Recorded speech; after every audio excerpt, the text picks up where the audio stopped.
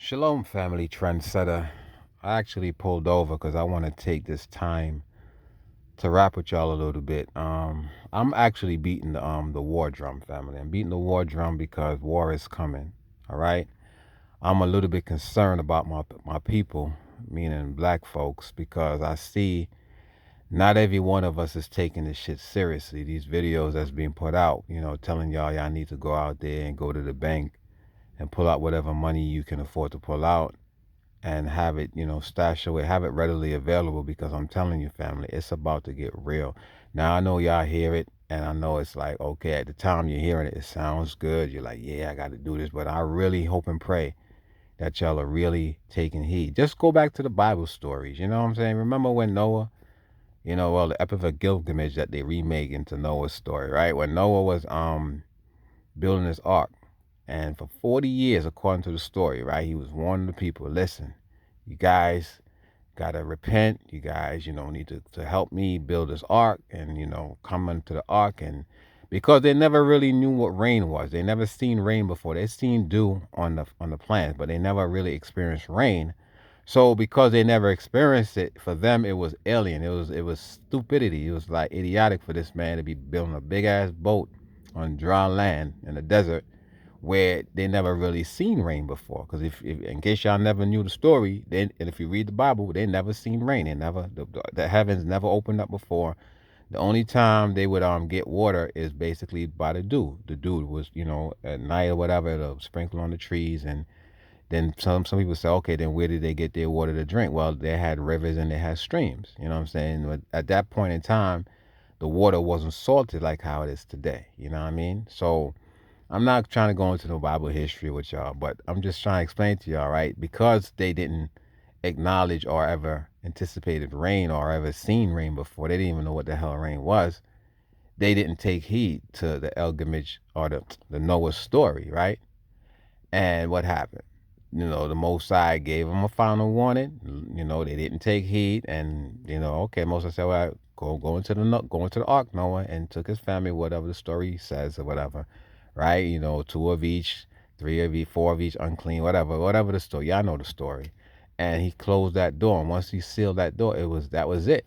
And then they start to hear or feel little raindrops, and they looking up, and at first I'm sure they was probably amazed and celebrating and experiencing this rainfall for the very first time, not realizing this is the calm before the storm, literally. You know what I mean? And this is how I look at the situation that I see from a spiritual perspective. I'm seeing the writing on the wall, right? You have, like I told y'all in many videos, that you have now the Black Lives Matter movement being hijacked by so-called white people. They took over that shit because initially when we was doing it, when we was marching, well, not we, meaning me, because I don't support none of those shit.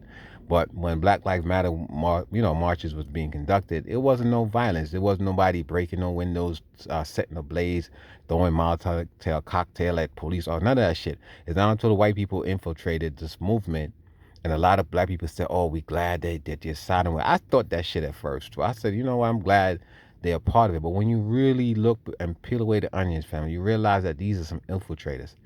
They're demonizing this cause because, okay, worldwide, people know of Black Lives Matter. When you hear the word Black Lives Matter, you think of, okay, black people saying our lives matter too, right?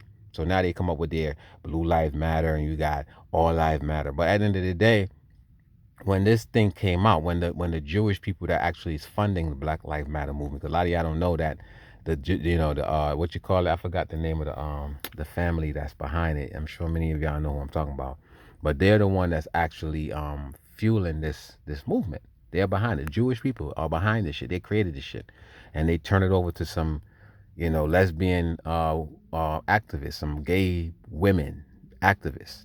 They are the one that's in charge of it. So if you really and truly start to research this whole Black Lives Matter movement, it really, for me, that's why I don't support it that much. Now I do understand the plight. I do support the fact that we're trying to have a voice. Then okay, we have people that's out there trying to speak on our behalf. But why did it have to be gay women? Why couldn't it just be men, military men? That decide to come up with this movement, and then people see what they did. White people, this is what they do, family. I'm gonna explain something to y'all real quick before I continue. In the black community, right? The white, the white oppressors, they remove the black man from the home. A lot of times they'll pull over a black man for no apparent reason. They'll plant drugs and or gun on them and shit, put them in the system, and then once they get into the system, unless they do happen to come out of jail, right? They can't get a job because they have a record. So then they have to resort to illegal means because they have to protect, protect and provide for their family and shit. So they gotta do what they gotta do to provide for their family. So they go right back into the system. It's like a revolving door. So what they do is they take the black man out of the home because the black man, for some reason or another, they are fearful of the black man. So they take the black man out of the house. They give the black women more opportunity. For example, they'll give them student loans, you know what I'm saying? They'll give them opportunity to educate themselves. And then now you have these educated black women, single parents and shit, they feel some type of way. Because, first of all, when they took the black man out of the house, they had to become, they had to wear both parents, right? Figure of speech, both parents. So they had to become mommy and daddy, and it's a lot of resentment because they was dealing with the shit. So they said, okay, you know what? I'm do what I have to do to make sure my kids is okay. And another thing that I noticed too, every time when they take the black man out of the house, these kids turn out to be, not all the time, but in some cases, fucked up because the mother can't discipline or teach a boy how to become a man. You know what I'm saying? It's very difficult. And then she probably brings some nigga in the house and he probably like, look, I don't care nothing about your kids. All I care about you and your pussy. That's it. You know what I'm saying? I ain't want to watch them kids. And then he come in the house and then he start beating mommy. And then the boys see how his mother is being abused by some other nigga, and then he take on that, you know what I'm saying, personality, and then the woman, the child, the female child, she see how her mother is being disrespected, so she emulates that and feels it's okay for a nigga to put. It's just a cycle. I'm telling you, I've studied these devils, just like how they study us. Do you ever realize that they study us? They study black people. They every week. I'm telling you, they study every move we make. You know what I'm saying? This is how they're able to conquer us or subdue us for so long. But back to what I was saying. So they remove the black man from the house. They give the black women opportunities over the black man. And the black woman got this attitude now that I don't need a man. You know what I'm saying? So she start feeling herself and she feel like she don't need no man. And then she got all this money. She might have, a home, the education, and then she's alone because now her head's got big and shit because now she's making all this money. And then when any man she get that's underneath her that ain't making the same amount she makes, she treat him like shit. And then the man don't stick around, and it's like a revolving door. And then she's by herself, and that's why you see a lot of these successful black women by themselves. You know what I'm saying? I know for a fact. I know a couple of them in my family too that's by themselves, very successful, but they don't have them because they got this motherfucking education, they got this money, and now they feel it better than a nigga. So a man that comes, from humble beginnings, come to you, he feel like he can't measure up to you. He can't even buy you. What can a broke man buy you for a gift? You know what I'm saying? And that's why a lot of times you see, if you notice, right, a lot of these women, they call them cougars, they buying young boys to satisfy them because they can't keep a man because ain't no man really want them because their head is too swollen. But I guess I don't know how I got off topic, but what I am saying to y'all family is that, right, y'all need to see the writing on the wall. It's about to get real. If you have any money in the bank, pull out as much money as possible out of the bank, family, and try to put your hands on tangible items. Okay? Go to the dollar store, pick up, cheap item. Just make sure you check the expiration date because these dollar stores and the Dollar General, you want to be careful of them and shit. It's suspect because, where they getting these for, why they selling for so cheap. You got to check the expiration date on them, and you may want to stack up on non-perishable food, a lot of water. You know what I'm saying? I went to the Walmart today, and the shelf was already empty. And I went to a super Walmart, big-ass Walmart, and the shit was empty. I was surprised. And the most I put on my spirit for me to make this video to tell y'all, don't just take for granted. Don't be another Noah situation or the Epic of Gilgamesh situation. You know what I'm saying? Where y'all take, the warning lightly because you don't know. I mean, this is not like even Noah because at least they had an excuse. Well, we don't know what the fuck rain is. Why should we prepare for rain? You know what I'm saying? Well, we never entered. That's one of the stories too I never really understood because I question the Bible a lot. Like, how the fuck, um, you know, the Most High or God, in this case, God destroyed these people when, they ain't know what the hell rain was. Why should they? Okay, so in other words, what the story should have said, well, the Most High gave him a sample of what is to come, right? A preview and shit of what's to come. You can't hold somebody accountable if they don't know what to expect. Just like even with Adam and Eve story, right? Eve said, when according to the story with this dumbass apple story, right? Because I believe that some woman ate an apple and then her eyes were open, but no, it was actually sex. But anyway, if Eve never was introduced to sin before she ate the apple, how did she know? Right? In other words, okay, how did she know that the apple was gonna open up her eye and it's gonna offend the Most High? Because she never knew what sin is. So okay, so if she never knew what sin is, right, and she didn't get the instruction from the Most High, Adam got the instruction. Now, somebody said, well, Adam probably told Eve the same thing, gave her the commandment that the Most High gave Adam. Okay, that's a possibility. But if Eve never experienced sin, right, know what sin is, why when the serpent say to her, okay, eat of the apple or whatever, why did she say, no, I'm not gonna do it because if you eat the apple, I'm gonna know good and evil or whatever, right? So she never experienced evil before, or she never experienced evil before. So why is she worrying about what the fuck, you know what I'm saying? Because I can understand if she experienced. I'm trying to explain it, so because the way I read the Bible, I read it differently than y'all do. If she never really experienced sin and know the consequences of sin, right? Why should she worry about eating the apple? Okay, she is told about not to eat the apple, but you really can't tell someone not to do something without giving them a reason why you shouldn't do it.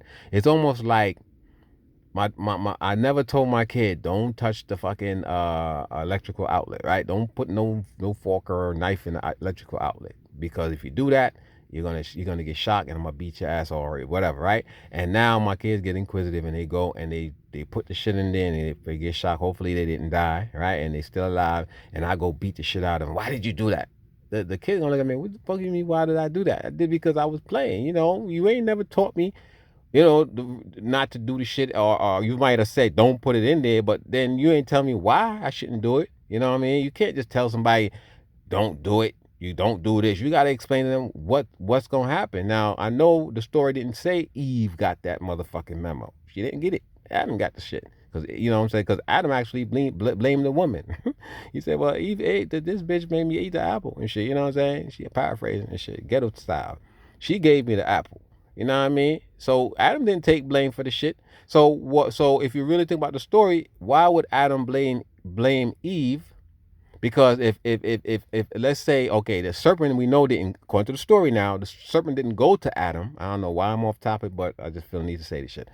The serpent didn't go to Adam to beguile Adam or trick Adam into Eve eating the apple, according to the story, which was really sex. He went to Eve. Why did he go to Eve? He went to Eve because Eve didn't know anything about no apple, the consequence of eating apple. Now Adam probably knew if he ate the shit, what was going to happen. He's going to be banished from the garden. But the serpent knew enough that when the shit was passed down to Adam, Eve wasn't present. Eve didn't get the memo. That's why he was able to trick her.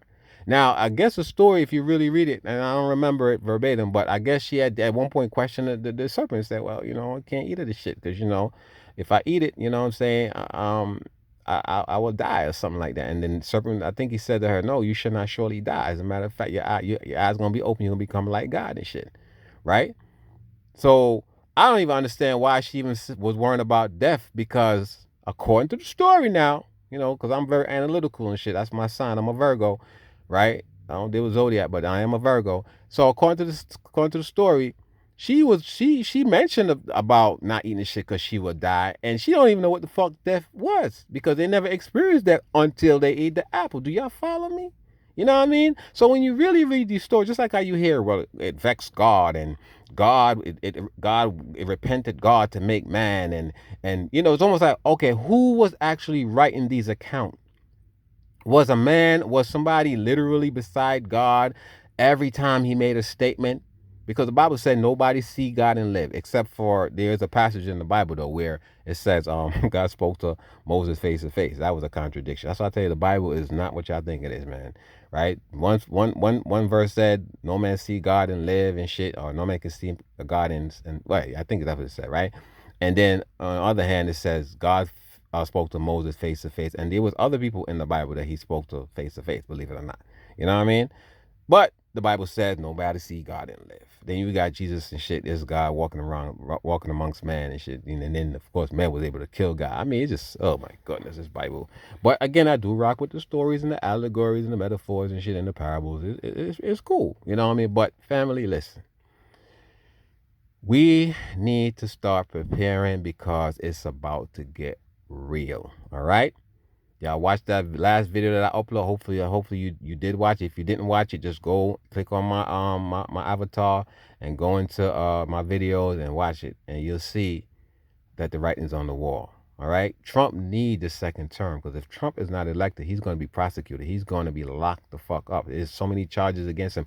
Joe Biden alone is going to go after him for what he tried to do to his son, try to tarnish his son's name and shit. But I just felt the need to make this video, take it for what it's worth, and with that I say shalom.